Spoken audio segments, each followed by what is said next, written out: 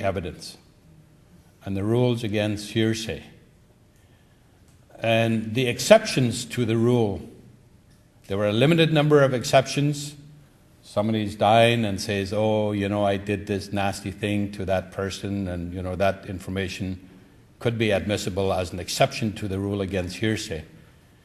So my question to her, and it became a source of discussion in the class, was, how are we supposed to tell our story as Indigenous peoples when all of our history is oral? The stories that are passed on to us are oral. We don't have books that we've written. How do we use that information and that knowledge, and that it is acceptable to the courts for us to tell our stories that our elders gave to us when we are witnesses? Well, we had an interesting discussion about that point. I'm really glad to say that in the Supreme Court decision in Delgamuukw, she finally provided an answer. That information is admissible, as we know. Mostly admissible. You still got to get some anthropologists to kind of verify it, or, to say, oh yeah, those stories are pretty credible. Anyways, that's the nature of this crazy relationship that we have, is that Indigenous peoples, we're forced to prove who we are. You look at the pleadings of the governments, and you look at their legal arguments, and I saw this at the Supreme Court of Canada on May 21st, and in the New Channel fishery case. And, why is it that we have to prove that we are Indigenous peoples, firstly? Isn't that a violation of international human rights law?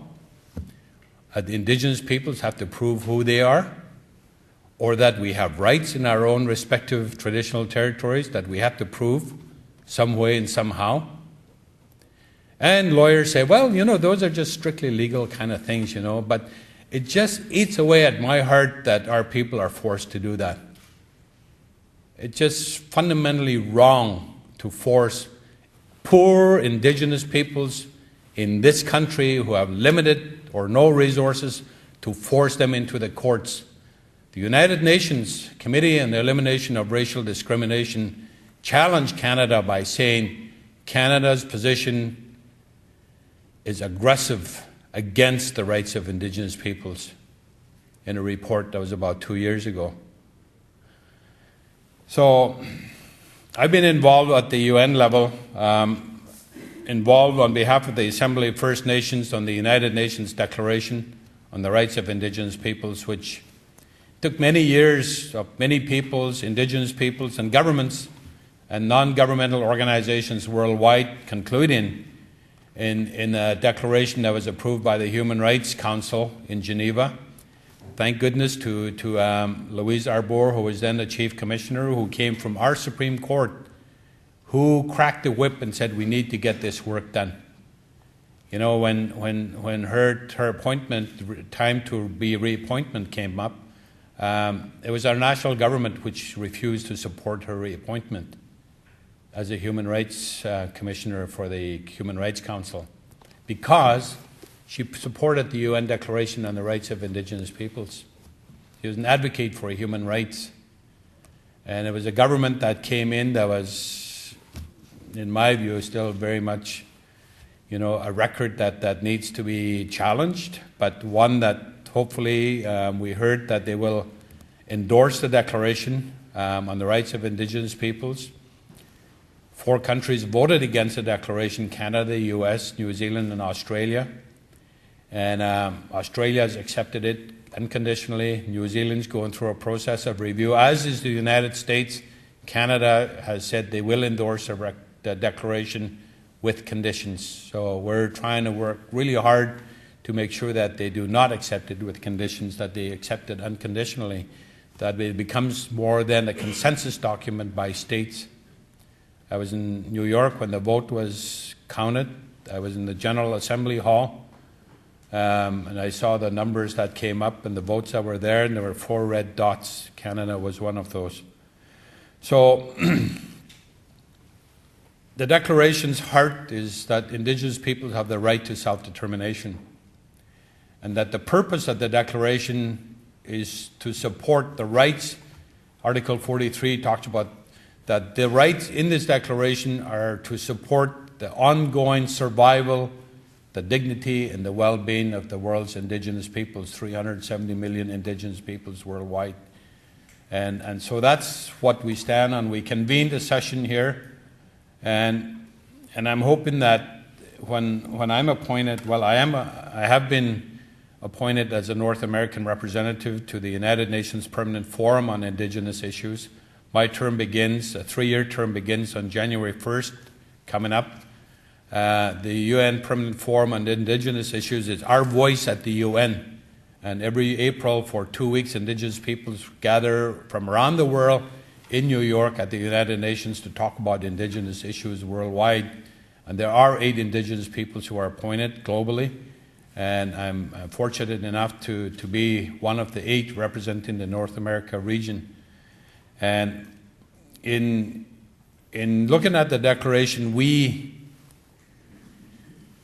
convened a session here as to what do we do with this declaration? How do we implement it? This declaration does not simply belong to the Government of Canada alone. We were there to shape the words in it. We were there to support the words in the declaration in the negotiations that took place. There's an article in here in the declaration talking about compensation. That came following the Supreme Court decision in Haida, where compensation was an issue to be on the table. Duncan, you asked about negotiations. When we go to the negotiating table, the government says compensation is not on the table for historic infringements. So, you know, like I said, there's an ongoing dispute and ongoing concerns around that. But following that court case, which I happily brought and circulated to all the countries who were there, and said, our Supreme Court says compensation is an issue, and it found its way into this declaration. So we published the proceedings from that conference in a book called Realizing the UN Declaration on the Rights of Indigenous Peoples, Triumph, Hope, and Action. And I'd like to give a copy of this book to our dear friend, Judge Scow, who is a source of tremendous inspiration to all of us. Hechka Masi.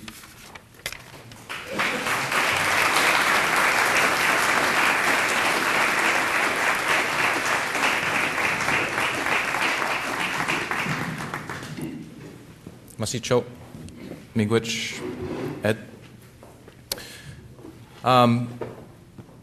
The Law Society is one of the reasons we're all here today. Is the Law Society is wrestling with this question about how there are a number of bright young Aboriginal students who are going through the law school. How do we keep them in the legal profession? That's one of the reasons that the Law Society has invited people here to try to wrestle with maintaining that continuity, getting our Aboriginal law students to practice.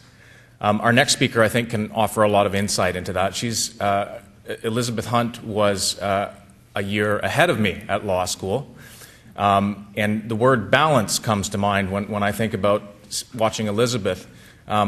She was, yes, exams and essays and all these deadlines, things would be happening, but Elizabeth would not hesitate to take any opportunity to race off and do any extreme sport that you could kind of imagine. She's part of the year ahead of me was quite remarkable in terms of there are a number of Aboriginal graduates from that year, Elizabeth being one of them. She practices in Williams Lake. Cynthia Callison, Darwin Hanna, Ardith Walcom, Terry Lynn Williams Davidson, who went on to practice here in British Columbia and are making a real difference. And so I welcome Elizabeth Hunt to give us a taste and some insight into some of the challenges of practicing law. Elizabeth.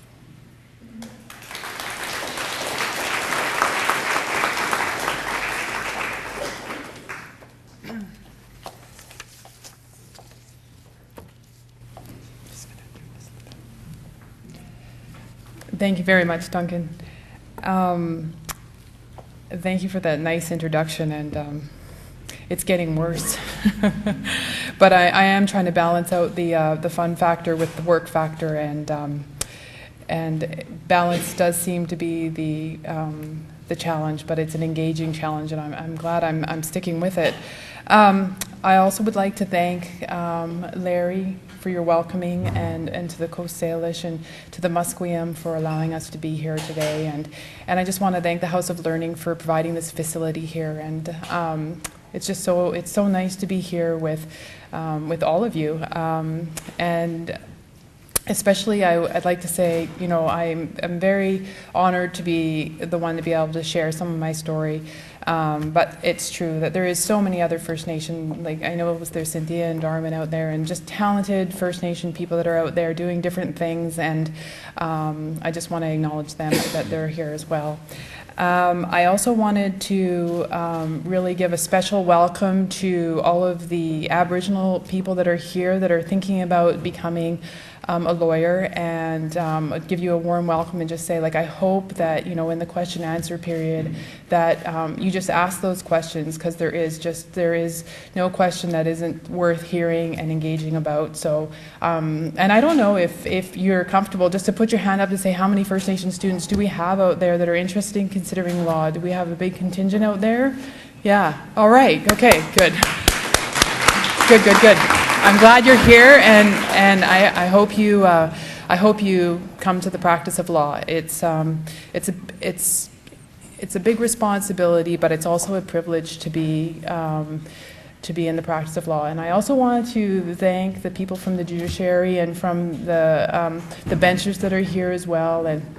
And I think, there's some people from government, and just thank you for coming as well, because it was like Grand Chief Ed John was talking about. So much of our history for First Nations people is it's like watering a hate plant all the time. And when you're growing up and you're around your community, it's always a them and us. And as you engage further in getting over some of those historical wrongs, or wanting to be beyond that in the place of reconciliation or forgiveness, I can actually say it's so nice to be here with you, and I'm glad that you're coming out to listen to the stories and to support First Nations who are wanting to get into the practice of law.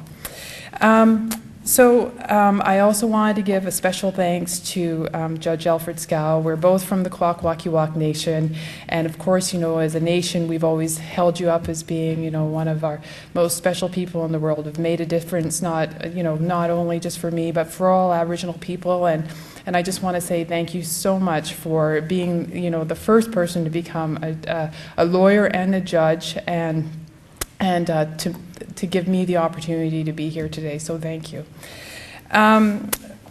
I wanted to talk about this definition of success, and we were asked to come here and share some of our secrets to success, and I thought that maybe, that was a bit of a strong word to describe myself. And, I spent a good portion of my youth trying to get, I used to say at law school, I'm trying to get from the back seat to the front, if you know what I mean. And, when I think about success, I thought about, students that were in law school that were going to get the big articles. I thought about the lawyers that were the big billers that were working at the downtown firms. And I thought that, all of those type of lawyers could out-talk me, they could outsmart me, they definitely at that time could outrun me. But, I thought those are the successful people. And it's been a long road to recognize your own success in your own way. And being invited here today has given me an opportunity to kind of look at that word success and see where I am. I'm still practicing law, and I don't have too much trouble with the Law Society generally, and I'm there now, which is another success. The fact that we can all be in the same room together, and I'm not trying to get away from them, but. But I thought, that when we talk about this word success, maybe we should go back, and I can give you a little bit of, why I am where I am today. And I also want to acknowledge my mom, who came down from Fort Rupert, from Chalkies, and she came down. And of course, my mom is my biggest fan and supporter, and she's always been there for me since the beginning. And my father was English, and he passed away when I was 4, and left my mother with